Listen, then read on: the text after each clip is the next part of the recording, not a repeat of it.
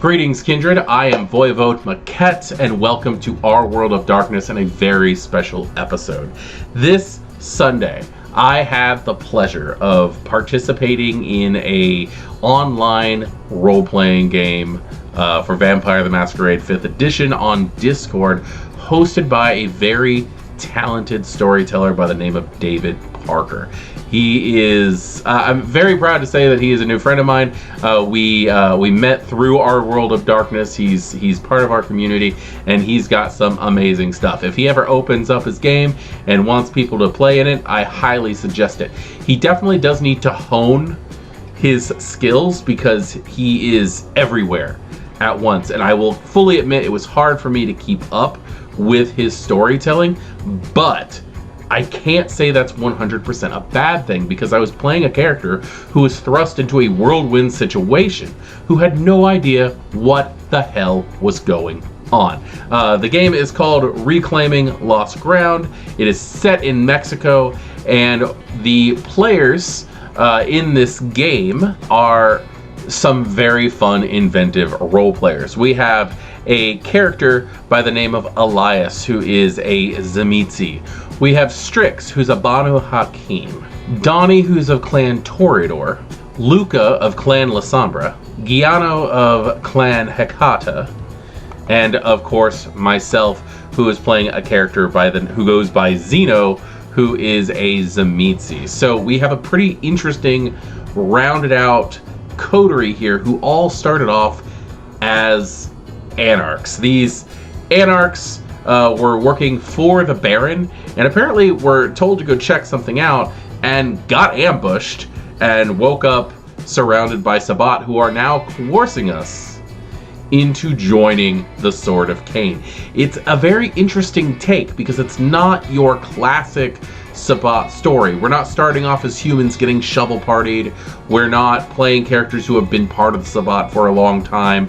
We are playing characters who are an established anarch coterie, who work well together, who know each other fairly well, who basically got sent to the wrong place at the wrong time. And unfortunately, we don't know whether or not the Baron did this on purpose, sent us there to try to get the Sabbat off their back, or whether or not the Baron was working with the Sabbat, or if the Baron was tricked by the Sabbat. We have no idea what the heck is going on. Now, for a little bit of backstory on my character, Xeno is obviously not his real name. I built this character not knowing what to expect, so I basically threw in a Sabbat character. Now, I thought that I was going to be doing the human being turned thing, so I kind of just built him up the best I could with the thought process that I would be growing into the Sabbat. Now, luckily, my character sheet does not have anything that really needed to be changed with it that much. I got very, very lucky on that one. But I decided to give myself a name that was not my human name, which makes a lot of sense anyway, considering who my character was. My character in life was a coyote, which is a person who smuggles people back and forth across the border for cash. And truthfully, I smuggled anything that would make me money. I did not make the nicest, most morally sound person. Guy's name was originally Andrew Bennett. He's from Fort Worth, Texas. After his graduation from high school, he started getting into that kind of thing, had a partner named Eddie, and one night, while in Mexico, getting ready to do business, they were attacked by the Sabbat. Eddie ran, I got embraced, and yeah, that's kind of the thing. I'm having a lot of fun with it because I really got to put a lot of thought into who this guy was, who exactly Xeno was, and I plan on telling you everything about this. I'll probably end up sharing my character sheet with you guys just for the fun of it. In fact, I am going to go ahead and do that right now, scooting that over. And here we are inside my character sheet for Xeno, which I do not mind sharing with you at all. Where is... There we go. Now we're bigger. So as you can see, Xeno, my concept was border smuggler. It's just fun.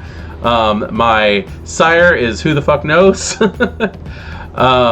My ambition is to find and eat my sire. This is the main reason why I'm not just running away from the Sabbat. I understand that my sire was Sabbat, and I think that joining gives me the ability to complete my ambition. I am going to try to find my sire and destroy him. I am an alley cat. The reason I chose alley cat is because I really, really wanted potence for this character, because the idea of him jumping over the border was just hilarious to me, and sometimes you got to do things when you're building a character just for fun. You can see my socials, mentals, and physicals there. Let's see, my specialties. I'll just point these out real quick. I have intimidation in stick-ups. I have my my academics in language. I'm not really bilingual, but I have been around enough to. I'm not really bilingual, but I have the ability to at least kind of fake it till I make it kind of thing. And then my subterfuge is in authority figures. I took that because of my lying to the border guards, and probably lying to my parents, and lying to school, and lying to police. But this is also going to come in handy because it's any authority figures. I just realized that I misspelled authority figures, and it says authority figures. I forgot the H. Whatever. Oh my god, so let's fix that before it drives me insane. Boop. Okay, so I also see as this will give me an extra die in lying to the Sabbat and stuff like that, people who are in charge of me. You can see my willpower and my health are pretty high, and I gotta point out that they're really high due to the fact that I metagamed the hell out of this character sheet. I specifically put a whole bunch of points in stamina to get a high physicals because I didn't know how well I was going to do in this. I don't play online games. I don't find myself good at it, so I really wanted to just give myself those extra health levels.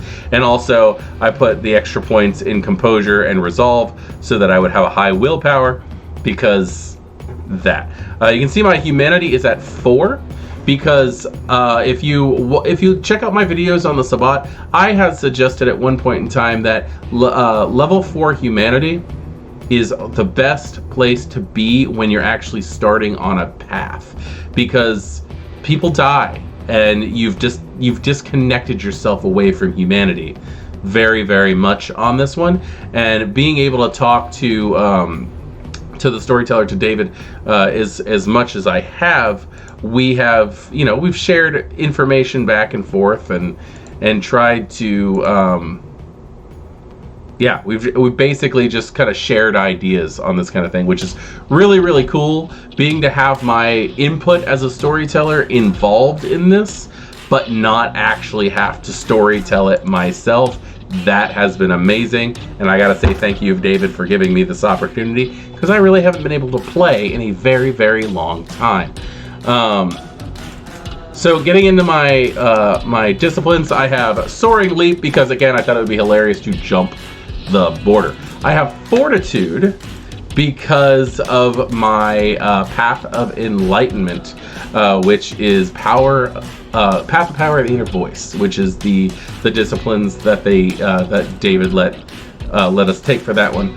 I chose resilience due to the fact that I am terrified of losing this character early on, because my character is dumb and brazen, and I'm going to run into combat situations without thinking twice. So yeah, a little bit of extra health is really going to help me. Dominate. I took forget because I thought that might be useful in the business that Xeno's in. Just being able to look and go forget, and have them lose track of anything that happened in the last few minutes. And I took Domitor's Favor. Domitor's Favor is located in the companion for Vampire the Masquerade 5th edition, and it is marketed as a Zamitzi Dominate. Basically, anybody who is bloodbound to you, you have a better chance of dominating them and having it work better. I'm not gonna go over the details. That'll be a level by level when we get to dominate, I'm pretty sure. And then also I got Protean, which is weight of the feather. What is with my spelling on this stuff? Seriously. I took weight of the feather, and I have vicissitude, so I can do changes to my own physical body, which was a lot of fun because I'm really playing ignorant on this character, and I got to watch someone use higher levels of vicissitude, specifically fleshcraft, on someone, and I was mesmerized. And that's actually part of the reason why my humanity was going down, is because I was getting more interested in what I could learn than the situation that we were in, that at first I was just trying to avoid. So getting into the story and what's going on, I'm trying not to make this way too long, but oh my god, I had so much fun. So in Reclaiming Lost Ground, we're set in Mexico for the most part. And we got sent to go check something out by the Baron, because we were all anarchs. And when we got there, we ended up getting attacked. And when we are woken up, we are in the middle of a Sabbat congregation, really, of higher-ups. All these den mothers and pack priests and things like that, who are giving us basically the ultimatums of confess our sins, and we must disconnect ourselves from the touchstones of our mortal lives. So in other words, we basically had to say, I'm a vampire, I'm proud of it, screw my sire, and screw the sect I'm part of, which was not too hard for the most of us. We did have some misgivings of, this isn't really a choice. If we don't do this, you're going to kill us. But truthfully, I can't speak for everybody else, but for me specifically, I didn't care. I hate my sire. I know he's Sabbat, and I want to track him down, and I want to kill him, because he did this to me. He stole me from my life. But the idea of killing my touchstones was not something that I was ready to do, and I tried to play this off incredibly resistantly. I tried to resist this with every fiber of my being. Now, the other players, on the other hand, at first, I didn't know what the heck was going on, because they seemed so easy to do it.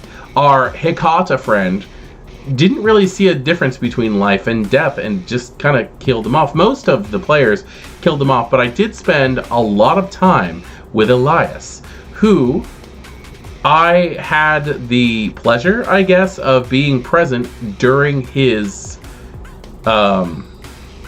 dispatching of his touchstones. Because, and check out the math on this one, okay? Me and my Thicker Than Water group have been doing this. We came to the same conclusion. If your character starts off with a humanity of 7, and for the most part, most players are going to take 3 touchstones. When you're doing a Sabbat creation rite, trying to bring you into the Sabbat, the first thing that they would do, and this is my opinion, I'm really glad David Parker agreed with me on this one, because it felt so right to do it, was to separate you from your touchstones, destroying part of your soul, destroying part of your identity as human. So, if you have 7 humanity and 3 touchstones, by the time you kill off your 3 touchstones, you're at 4 humanity, and therefore ready to embrace a path of enlightenment.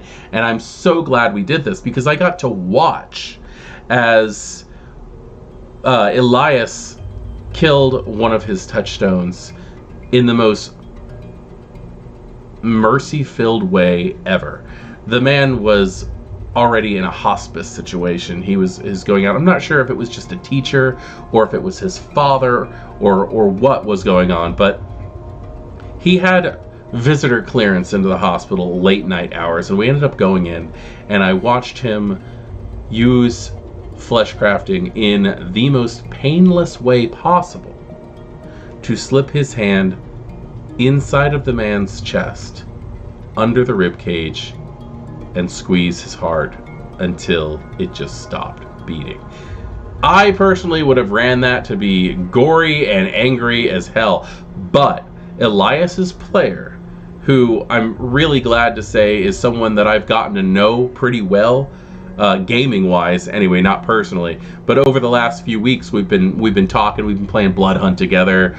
We've been talking a little bit about how we were going to run our characters in Reclaiming Lost Ground and stuff like that. His character actually seems to be the more experienced Zamitzi, and I was just like mind blown by what he was doing. But I did watch him kill in what he considered a mercy kill, and that's when it hit me that the players who were running around killing, for the most part, had got it into their head that there was no way out of this. My character was in complete denial, but what they were doing was going to their touchstones and killing them in the most merciful way possible. They were taking their lives, not destroying them, and not allowing the Sabbat to kill them in a brutal fashion. They were really doing a mercy killing, and it was really incredible to watch the emotion-filled way people are handling that. Now, with me being in complete denial and thinking that I can outsmart the Sabbat, because my character's a liar and that's what he does, he gets away from the group because the Sabbat just lets us go, tells us to kill our touchstones and come back. And me not thinking, oh, they're keeping an eye on us, because they totally were, I end up calling my mom. I end up getting back to my haven, calling my mom and telling her and my sister, because I have 3 touchstones. I have my mother, I have my little sister, and I have my business partner, Eddie, who I've not seen since my embrace. And the idea is that my mother was a symbol of family and staying loyal to your family, which ended up being the downfall of that.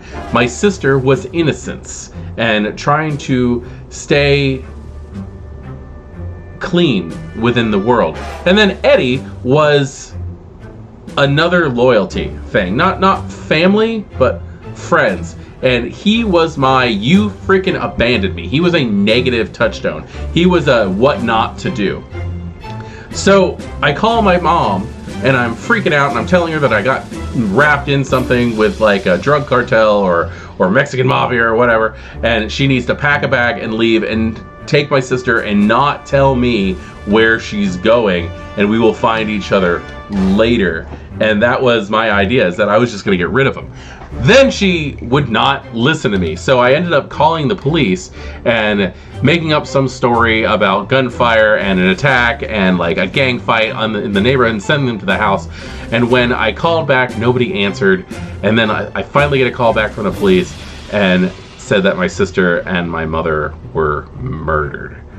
I do not know whether or not the Sabbat sent someone and kidnapped them and they're holding them and they're going to bring them to me and force me to kill later. That personally, that's what I do, because Sabbat, they're going to want you to get your hands dirty. And regardless of whether or not I lied, Path of Power and the Inner Voice, if that's what we're being trained towards, I failed and they're going to punish me, and this is going to be the best punishment. That would be my thought.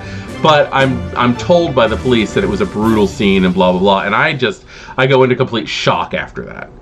And that's when I hook up with the rest of the coterie, or the new pack as it is. And we're running around handling all of our touchstones. And that's what we did for that first night, is we traveled around the city from the time we woke up to the time the game ended, killing off our touchstones.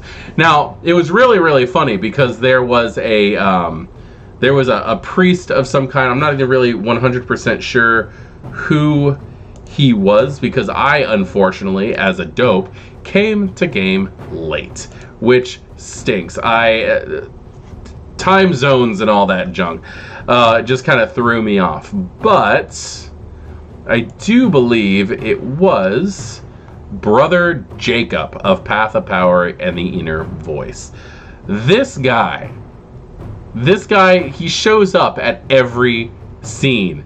Like, every single time a player character killed a touchstone, he'd show up with like a lighter and a fucking gallon of gasoline, and it was so funny because you could tell this guy has this like this pyromania inside of him, because every single time a player took out a touchstone, he'd be like, clean up your mess. And it was the funniest thing. It was everything that I could do to stay in a serious mindset, trying to play a character who was in shell shock from losing his family while this is happening.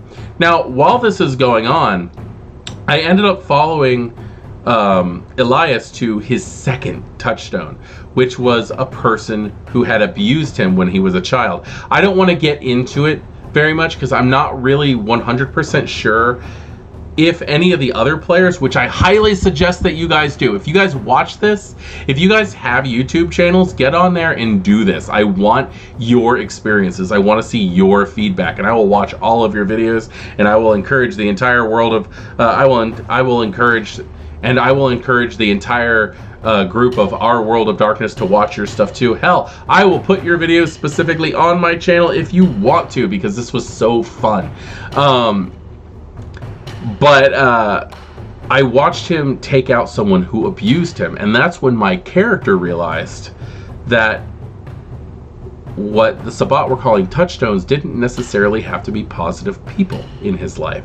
And this was my chance to get revenge on Eddie. And it was really interesting because, like, I got to realize that, like, through everything that was happening, as my humanity was just degrading throughout the night slowly, my character was just dying to kill this guy for abandoning him because he hated him. He just was like, how could you be so intertwined and then just leave and abandon me?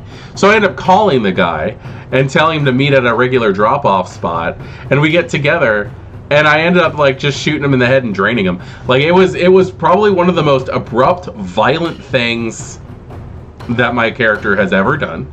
But also it was so much fun because it did gain a bit of a chuckle from the storyteller and also the other players. And oh my god, at this point in time also, there was the third touchstone of Elias I did not get involved in because I was processing everything. I sat on the stairs in this apartment building while he was handling his thing and just sitting there.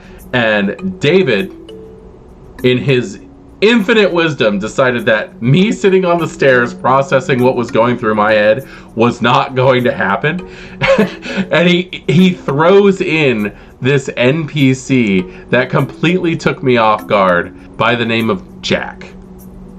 Jack has this wild hair that's all over the place. He's like ghastly white and thin. He's wearing a black suit, and I can't really tell even what's going on, but he's very, very clearly and very well portrayed as a Malkavian. And I can't tell if he was trying to console me or if he was picking on me or a little bit of both, but like, I loved that character showing up. He was so interesting and so funny and so well portrayed because he was slightly terrifying. I really didn't know exactly what Xeno was going to do in that situation dealing with this guy.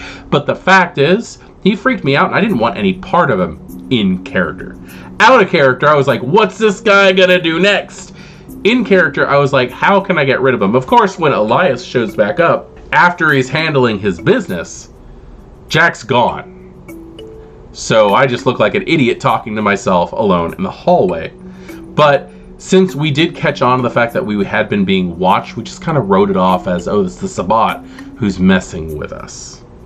So eventually, all of us do our touchstone removals as well as we can. Mine, apparently, was done by the Sabbat, and I actually ended up losing the majority of my humanity watching Elias handle his.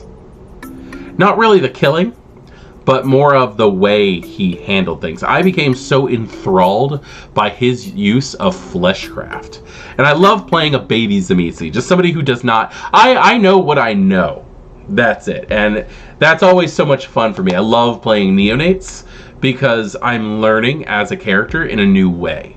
and that's always just fun. I've got all the information up here at a character on how I'm supposed to do it, but playing the character for the first time and learning as he learns is just always something that I've loved to do. Then we end up going back to where the Sabbat is, and they put us through a little rite of introduction of the path of power in the inner voice. They feed us, they take care of us, they show us how much of a loving family they're going to be. It's the freaking Sabbat. They're terrifying, and I'm just biding my time at this point in time. Because I seriously, like, I am not going to fight joining the Sabbat with Xeno, because I partially think that the freaking Baron is responsible for all of this, and we all want to kill him. And that's it. We just, like, our first group activity, we want to take out the Baron. Just sounds like fun, right? So, but I'm really biding my time to get to know the higher ups so I can try to find out what Tzimisce might have been involved in the shovel party when I was embraced. And I don't care if there were 30 Tzimisce. If I kill all 30 of those Tzimisce, I will get my sire, right? That's the plan, is I am going to be as selfish with my ambition as possible, which is to kill and eat my sire. Right now I'm playing a 13th generation Tzimisce. I plan on getting to 12th at least, and that is that. We are going to take 2 weeks between sessions so that our storyteller David has the ability to read up more and to hone his skills and to take the time to write out the next part of the plot line, which I'm looking forward to very, very much, because next game session is going to be a game of instinct, where we are going to be playing basically a game of tag with the cops. This is a very sick and twisted game, but it's Sabbat. It's supposed to be. We are playing the villains. And I do not, out of character, condone any of the activities that myself or my pack mates are going to be doing, but that is that. Last bits, I kind of based my character roughly off Jesse Pinkman from Breaking Bad. I'm even driving an orange El Camino. And that's actually kind of funny because it's the second Tzimisce I've ever had who drove an El Camino. But I don't know. It seemed right. It's going to be so much fun. I'm very much looking forward to this. David, thank you for running this and inviting me. I cannot wait to play more in this and continue doing these updates. And yeah, so this is episode 1, I guess, of Reclaiming Lost Ground from Xeno's perspective. Thank you for joining me. Have a nice night.